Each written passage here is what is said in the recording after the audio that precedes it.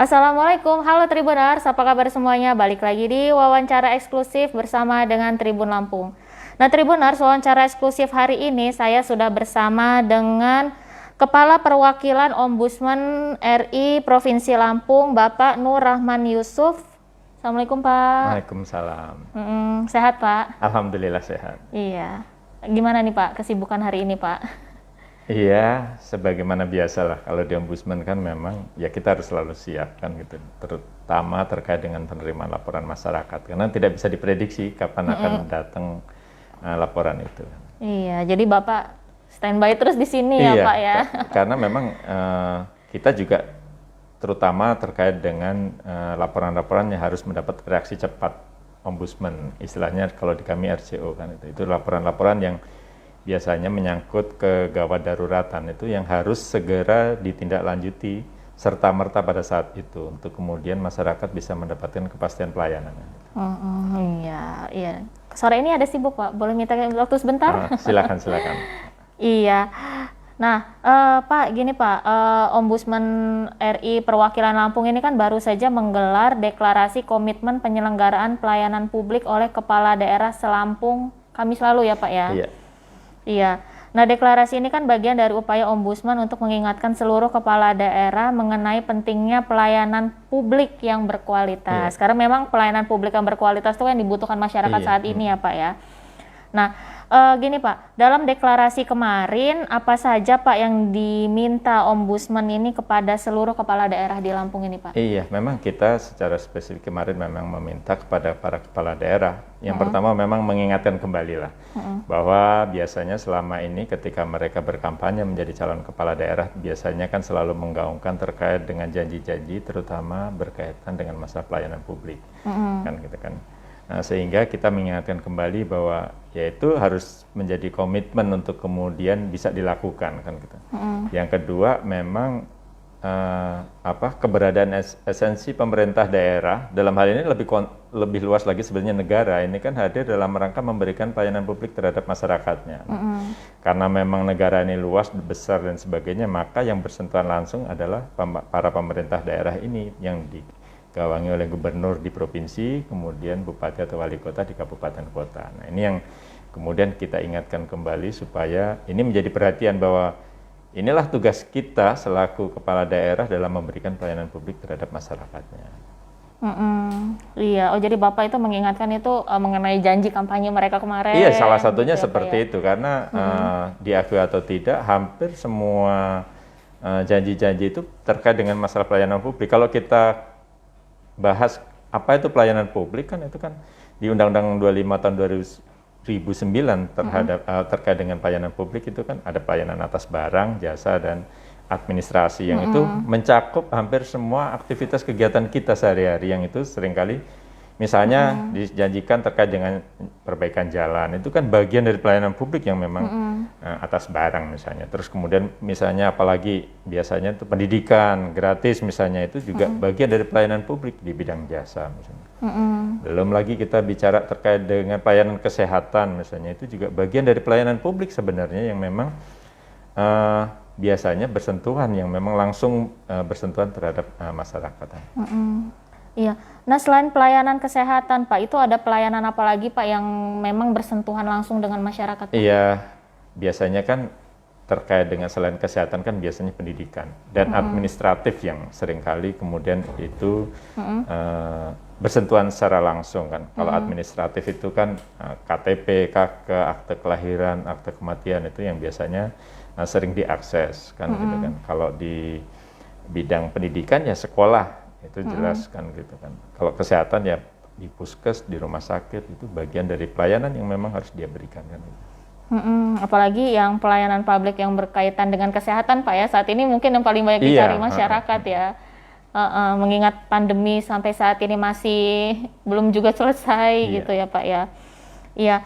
Nah, kalau menurut Bapak nih Pak, itu pelayanan publik yang berkualitas itu tuh yang seperti apa Pak? Ya tentunya yang berkualitas adalah yang memenuhi persyaratan standar pelayanan dulu kan gitu. Artinya bagaimana kemudian kita pelayanan itu bisa dikatakan bagus kalau tidak terpenuhinya standar pelayanan kan. Ada beberapa standar pelayanan minimal yang memang harus terpenuhi, misalnya terkait dengan persyaratan, jangka waktu, biaya, itu hal-hal mendasar yang itu harus jelas dari awal, karena biasanya permasalahan pelayanan publik itu yang jadi permasalahan ketika masyarakat mengakses sebuah produk layanan dan tidak ada kejelasan berapa lama sih pelayanan ini akan terselesaikan, maka disitulah kemudian biasanya timbul permasalahan karena tidak ada kepastian ini.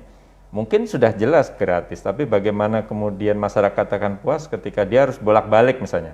Datang ternyata belum jadi, besok lagi datang belum jadi, padahal mungkin biasa jadi masyarakat tinggalnya tidak dekat, yang itu jauh. Nah itu hal-hal yang sebenarnya sangat mendasar yang harusnya sudah jelas dari awal, supaya kemudian ada kepastian ketika mengakses itu, dan masyarakat juga bisa puas, karena kan ketika misalnya sebuah mengakses persyaratan produk pelayanan yang itu 1 hari misalnya jadi, kalau kemudian seminggu aja nggak jadi kan ya pasti nggak akan puas lah gitu. Maka memang penting terkait dengan terpenuhinya standar pelayanan yang ada, sehingga itu selain itu juga biasanya akan lebih bagus lagi kalau dilakukan atau dilayani dengan hati, dalam pengertian memang ada ketulusan, ada sukarela gitu. Artinya memang memberikan pelayanan itu kan lebih menjiwai kan gitu. Itu yang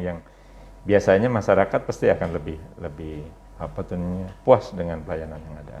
Oh gitu, jadi yang bolak-balik itu yang mungkin yang sering dikeluhkan masyarakat, termasuk saya sendiri, kok dipersulit gitu ya Pak ya? Iya, berkesannya begitu, karena sebenarnya bisa jadi karena memang tidak ada standar pelayanannya. Artinya jangan sampai misalnya kita bicara terkait dengan persyaratan. Kita sudah datang, katanya disampaikan cukup bawa fotokopi KTP saja. Begitu kita datang ternyata tidak hanya fotokopi KTP, kakaknya juga. Akhirnya kan kita balik lagi nih kan gitu kan. Sudahlah bawa, ternyata harus menunjukkan KTP aslinya atau kakak aslinya. Nah itu hal-hal yang berarti ada ketidakjelasan dalam persyaratan. Harusnya kalau memang itu dipersyaratkan dari awal ketika masyarakat mengakses harus jelas. Kalau Bapak Ibu mau mengakses pelayanan ini, persyaratannya A, B, C, D, E kan gitu. Sehingga ya udah ada kepastian ini, kalaupun harus kembali lagi pun dia sudah bisa melengkapi itu kan gitu. Jangan sampai nanti jelas gratis tapi bolak-balik, yang itu juga biayanya. Akhirnya kan kemudian timbul nih, daripada saya ke sini 50.000 2-3 kali 150.000 dia nitip akhirnya kan. Udahlah saya kasih 100.000 tapi gimana caranya supaya jadi. Nah ini yang kemudian menimbulkan katakanlah misalnya pungli dan sebagainya. Itu yang sebenarnya disadari atau tidak, ini yang perlu kita hindari kan. Maka memang kadang-kadang ini yang selalu kita tekankan, terutama pada kepala daerah, yang kita harapannya itu bisa ditransformasi ke dinas kepada pelaksana teknis misalnya, untuk kemudian nilai-nilai itu tersampaikan lah, supaya jangan sampai kemudian ya tadi itu sudahlah kepala daerahnya sudah punya komitmen, di tingkat bawahnya tidak. Makanya itu juga kita minta kemarin, salah satunya adalah bagaimana kemudian dalam konteks pelayanan itu ada evaluasi secara rutin kan gitu. Iya. Nah, kalau Bapak lihat ya Pak ya, dalam 1-2 tahun ini, khususnya di masa pandemi COVID ini kan sudah 1 tahun lebih ini Pak ya, itu bagaimana sih Pak, Bapak atau Ombudsman ini menilai kualitas pelayanan publik di masyarakat ini Pak, masyarakat Lampung? Apakah sudah baik? Saya sebenarnya sempat keliling waktu di awal-awal pandemi ya, melihat proses pelaksanaan pelayanan publik masa pandemi, supaya bagaimana kemudian masyarakat tetap dapat mengakses pelayanan di satu sisi, tapi di sisi lain juga protokol kesehatan juga bisa berjalan. Sebenarnya ada banyak hal positif, salah satunya adalah misalnya bagaimana kemudian masyarakat dipermudah dengan menggunakan media online, WA dan sebagainya. Kadang-kadang kan di beberapa kabupaten kota cukup ngirim persyaratan lewat WA dengan nomor tertentu yang kemudian diakses, sehingga memudahkan sebenarnya. Ketika kemudian masyarakat hadir, hanya tinggal kemudian misalnya mengambil saja. Kan gitu. Itu tuh hal-hal sebenarnya menurut saya kemudahan-kemudahan yang harusnya bisa dipertahankan. Kenapa bahkan ketika tidak pandemi. Kenapa? Itu kan memberikan kemudahan sebenarnya kan. Sehingga apa? Walaupun pada awalnya itu digunakan dalam rangka untuk meminimalisir physical distancing kan gitu, menjaga jarak dan supaya tidak ada kerumunan. Tapi kan sebenarnya itu memberikan kemudahan-kemudahan yang bagi masyarakat yang tempatnya jauh gitu ya, tidak perlu habis biaya katakanlah ojek atau kalau dia bawa motor sendiri juga harus beli bensin kan gitu. Itu kan menurut saya hal-hal positif yang sebenarnya bisa dielaborasi kembali untuk kemudian bagaimana ini bisa dipertahankan atau bahkan diperbaiki dan dipermudah kembali supaya apa? Masyarakat lebih mudah dalam mengakses pelayanan. Itu menurut saya hal-hal positif yang justru muncul dalam di pandemi ini kan gitu. Selain memang ya kita sendiri berharap sih pandemi ini juga bisa segera berakhir lah gitu. Oh, jadi pelayanan publik di Lampung ini Bapak lihat sudah mulai menerapkan kemudahan itu, Pak ya? Iya, justru malah saya melihat kemarin beberapa justru malah mulai ketika kemudian mulai ada kelonggaran-kelonggaran itu kemudian dibuka akses untuk kemudian bisa secara langsung itu beberapa malah melemah ini. Ini yang kemudian jadi catatan kami. Ini kenapa itu tidak kemudian yang online tadi tidak tergarap secara optimal. Nah, ini yang kemudian itu juga jadi catatan kita. Kenapa sih kalau memang dulu bisa ya, kenapa sekarang tidak bisa, itu justru malah dipertahankan atau kemudian itu ditingkatkan kualitasnya supaya apa? Ya itu tadi memberikan kemudahan kan gitu. Walaupun masyarakat secara ketentuan sekarang sudah dibuka ini kan gitu kan untuk bisa dengan tetap mempertahankan protokol kesehatan. Oh, jadi maaf ini Pak kalau tadi saya salah tanggap. Jadi sebenarnya sudah ada yang mulai memberikan kemudahan tapi ya di akhir-akhir ini kan mulai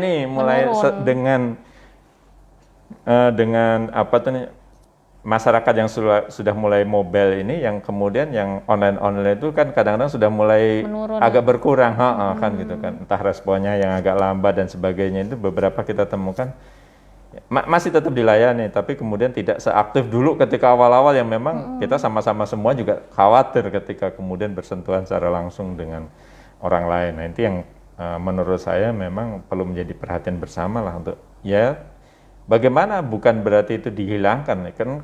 Itu sebuah proses tanpa harus melanggar aturan, tapi itu bisa diterapkan.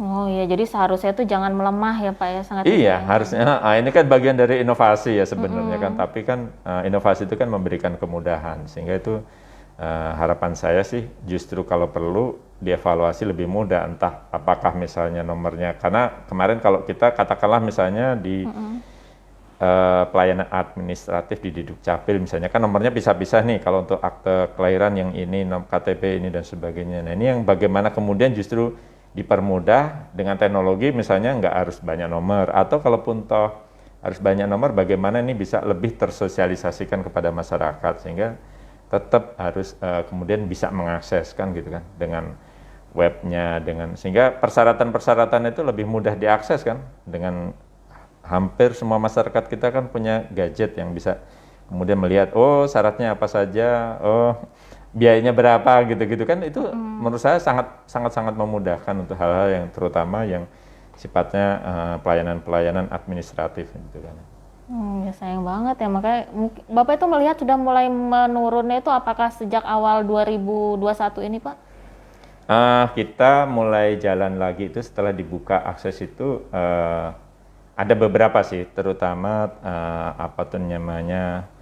kalau saya melihatnya dari jumlah konsultasi juga gitu loh. Kan ada beberapa yang menanyakan konsultasi terkait dengan ini kenapa harus datang langsung sementara mereka bisa walaupun ternyata begitu kita tindak lanjuti nggak harus datang, masih tetap bisa mengakses lewat WA. Nah, ini nih hal-hal yang seperti itu yang menurut saya jadi catatan di kami gitu loh. Itu yang sedikit banyak saya mencermatinya agak sedikit berbeda ketika dulu justru di awal-awal pandemi itu yang kemudian mereka justru malah dari petugasnya sendiri yang mendorong udah lewat online saja supaya bisa tetap dilayani tapi juga mereka tidak berinteraksi secara langsung. Tapi semakin ke sini dalam banyak konsultasi kita menemukan justru malah petugas itu kecenderungannya lebih menyarankan untuk ya udah datang langsung kan gitu. Walaupun pelayanan itu masih bisa diakses.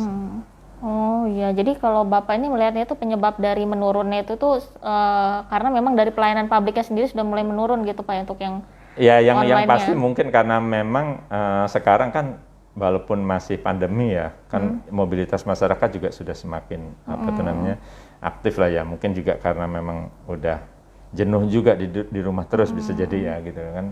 Aktivitas sudah mulai hampir normal walaupun tetap ini. Oh ya, jadi mungkin dua sisi Pak ya, karena masyarakatnya sudah Ya, mulai mobile, bisa terus jadi akhirnya begitu. terus dari pelayanan publiknya juga akhirnya menurun ya, untuk yang online itu ya Pak ya. Ya, masyarakat mungkin menjenuh ya, udah setahun di rumah, kok di rumah gitu ya Pak ya. Nah, selain itu Pak, selain tadi itu yang sudah mulai menurun, Bapak melihat apalagi sih Pak di pelayanan publik ini yang masih kurang Pak? Iya, memang jadi gini, kalau kita bicara pelayanan itu kan semakin tinggi tingkat pemahaman masyarakat, semakin tinggi tingkat ekspektasi, maka tuntutan mereka terkait dengan pelayanan juga akan semakin meningkat. Maka memang biasanya dengan keterbatasan anggaran, SDM dan sebagainya, biasanya antara tuntutan dan ekspektasi masyarakat itu memang selalu lebih tinggi terhadap dengan kesiapan yang disiapkan oleh penyelenggara pelayanan, kan gitu ininya. Maka memang penting kalau menurut saya bagaimana kemudian ini bisa menjadi bagian dari penyelenggara pelayanan untuk menjadi bagian dari evaluasi untuk kemudian bagaimana selalu membuka diri bahwa ketika ada pelayanan dan ada komplain terutama itu bisa kemudian menjadi bagian dari evaluasi untuk perbaikan pelayanan itu kan. Iya, tapi berarti yang kurang tadi. Iya, ya masing-masing akan selalu kurang terus biasanya kan gitu kan. Tuntutan juga akan, kita tidak pernah membayangkan nih ketika dalam konteks pelayanan publik misalnya kalau dulu mungkin dilayaninya udah syukur misalnya ada ruang tunggunya dengan kursi seadanya udah lumayan kan semakin lama semakin nggak cukup itu kan ada yang harus ber-AC bahkan semakin kesini semakin ada wifi kan gratis misalnya kan. Ya itu memang akan terlalu terus. Jadi kalau kita sih tidak hanya sekedar melihat kurangnya sebenarnya, tapi bagaimana kemudian dalam konteks pelayanan kan biasanya secara regulasi juga didorong adanya pengelolaan pengaduan. Karena dengan adanya ketimpangan antara ekspektasi dengan pelayanan itu mesti ada masyarakat yang akan mengadu. Nah, ini yang kemudian ingin kita jembatani dan kita harapannya adalah bagaimana pengaduan ini bisa dijadikan sebagai bagian dari proses evaluasi perbaikan pelayanan itu sendiri di masing-masing institusi itu ya kan gitu kan, karena kalau kita bicara kekurangan mesti masing-masing akan berbeda-beda tentunya dengan pelayanan yang mereka berikan. Nah Pak, terkait dengan komplain masyarakat, nah tadi kan Bapak sempat ngomong soal komplain ya Pak ya. Kalau Bapak melihat itu Pak, itu komplain yang paling banyak masuk di Ombudsman ini apa Pak ya? Di tahun ini lah Pak. Kalau di 3 bulan pertama ini kemarin terkait dengan masalah pendidikan kan gitu, karena memang kita sempat melihat fenomena pungutan dan sumbangan itu yang kemudian kita menjadi perhatian kita, bagaimana kemudian kita sempat buka posko juga kan gitu kan untuk kemudian sebenarnya pada waktu itu kenapa kita buka posko sebenarnya untuk mengingatkan juga kepada masyarakat bahwa pungutan ataupun sumbangan yang terjadi di sekolah itu masih menjadi bagian dari yang kewenangan ombudsman dalam proses pengawasan pelayanan publik kan gitu. Jadi sebenarnya hanya itu yang kita inginkan. Ternyata responnya juga cukup besar ya kan gitu. Ada begitu banyak masyarakat yang kemudian akhirnya mengadukan permasalahan itu kan. Iya. Itu komplain itu di tahun pendidikan itu di tahun ini atau dari tahun lalu Pak?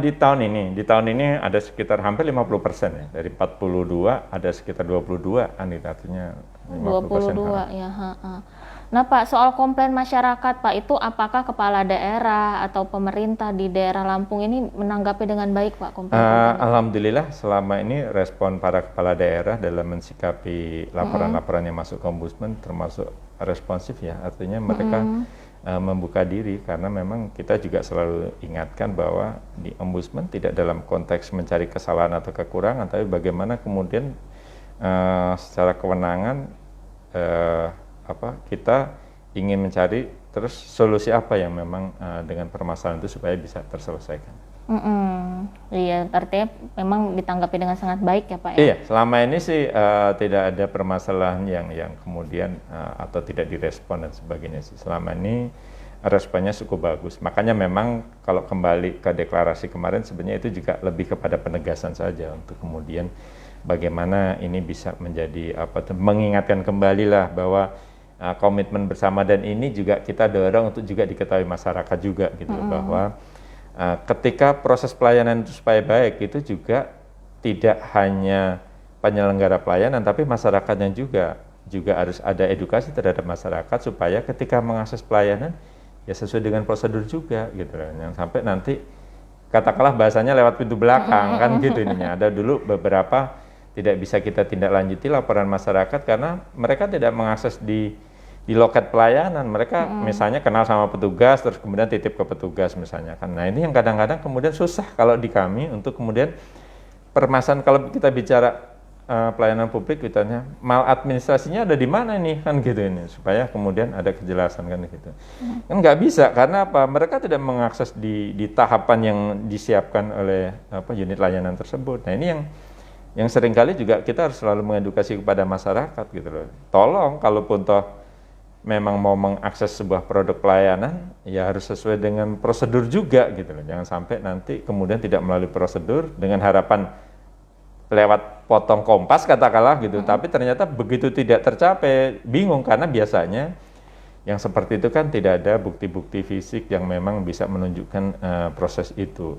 Bahkan katakanlah misalnya sudah titip uang dan sebagainya karena trust yang terjadi kan gitu. Maka ketika dilaporkan ya kalau saya bilang ya itu mah bagian dari penipuan, lapor polisi aja bukan ke ombudsman kan gitu nih. Ya harusnya ke polisi Pak ya. Iya kalau yang seperti itu. Maka memang selalu kita tekankan kepada masyarakat ketika mengakses pelayanan maka harus kemudian sesuai dengan prosedur yang ada kan gitu. Iya. Nah Pak, dalam deklarasi kemarin itu kan juga dihadirkan perwakilan KPK ya Pak ya? Iya. Khususnya di bidang gratifikasi dan pelayanan publik. Iya. Nah bagaimana sih Pak Ombudsman memandang fenomena gratifikasi di Lampung ini Pak?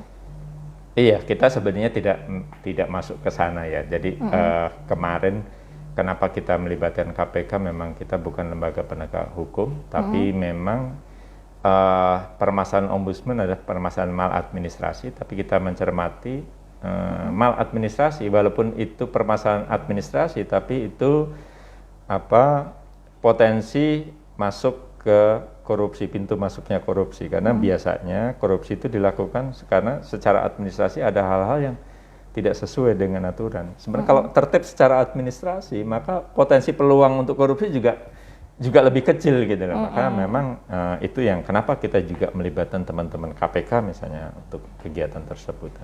Nah nih Pak, ini kan Ombudsman akan menilai kepatuhan standar pelayanan publik secara serentak se-Indonesia ya Pak ya? Iya. Nah kalau di Lampung ini persiapannya sudah seperti apa Pak? Yang pasti sampai dengan hari ini kita sedang ada proses pendampingan standar pelayanan untuk mereka agar lebih siap saja. Karena kita juga ingin mengedukasi mereka supaya tidak hanya sekedar menilai baik, buruk atau jelek, tapi juga melakukan pendampingan supaya bagaimana kemudian masyarakat bisa pemerintah daerah dalam hal ini bisa menyiapkan perbaikan-perbaikan seperti apa sih supaya bisa memberikan pelayanan yang baik terhadap masyarakat. Iya, artinya berarti sudah siap ya Pak ya? Iya. Iya. Nah terakhir nih Pak, bagaimana sih Pak pesan-pesan Bapak untuk masyarakat gitu Pak? Iya, harapan kami seperti saya sampaikan tadi, silakan masyarakat sebenarnya di Undang-Undang Pelayanan Publik punya kewenangan juga untuk terlibat secara aktif memberikan mengawasi pelaksanaan pelayanan publik yang ada. Itu yang pertama. Yang kedua, ketika melihat ada pelayanan yang tidak baik bisa melaporkannya ke Ombudsman. Nah, selanjutnya yang tidak kalah pentingnya adalah ketika mengakses pelayanan publik, silakan mengakses sesuai dengan prosedur. Pertanyaannya, kalau kemudian Pak, kalau sesuai prosedur lama, nah itulah fungsinya ada ombudsman di situ. Iya, tapi kan terkadang nih Pak, ini kalau saya dengar itu masih ada masyarakat yang takut, yang nggak berani mau melakukan pengaduan gitu. Saya juga nggak tahu alasannya apa. Itu gimana Pak?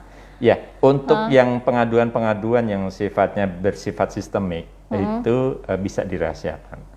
Maksudnya bersifat sistemik itu tidak sifatnya pelayanan yang individu. Misalnya begini, Mbak Dini misalnya biasanya bayar listriknya cuma 200.000, tiba-tiba ditagih 2 juta misalnya. Ketika mau melaporkan ke PLN, ya nggak bisa dirahasiakan karena nanti bagaimana PLN mau menindaklanjuti, katanya. Ya udah Pak, siapa yang ininya, datanya mana, mau kita tindak lanjuti. Kalau kita bilang dirahasiakan kan bingung ini kan gitu. Siapa yang harus di apa tuh namanya diperiksa atau ditindaklanjuti laporannya, itu yang individu. Artinya kalau nggak bisa. Nah, kalau yang sistemik itu yang seperti apa? Ya kalau misalnya kita bicara terkait dengan pelayanan dasar, terkait dengan pungutan tadi misalnya pendidikan misalnya. Oh, setiap siswa baru secara ketentuan nggak boleh ada pungutan nih. Tiba-tiba untuk siswa baru tahun ini di sekolah A misalnya ada pungutan. Nah, itu bisa dirahasiakan. Karena apa? Sekolah tidak perlu tahu siapa yang melapor, tapi apakah benar terhadap 300 siswa baru ini semuanya apa itu namanya dilakukan pungutan misalnya kan gitu. Ya udah, kalau terbukti berarti harus dikembalikan. Misalnya seperti itu. Itu yang sifatnya sistemik bisa dilakukan. Jadi jangan takut lah Pak intinya, jangan takut, bisa. jangan nggak berani gitu ya. Ya silakan aja berkonsultasi dulu juga bisa kan gitu kan, nggak masalah nanti kan. Iya, karena datanya dirahasiakan ya Pak ya. Iya. Oke Pak Nur Rahman, terima kasih banyak ya Pak ya atas waktunya Pak ya. Terima kasih. Sehat terus ya Pak ya. Terima kasih, amin. Mudah-mudahan. Assalamualaikum Pak. Waalaikumsalam. Oke, Tribunars, tadi obrolan kita bareng dengan Pak Nur Rahman. Sampai jumpa lagi di wawancara eksklusif berikutnya. Assalamualaikum.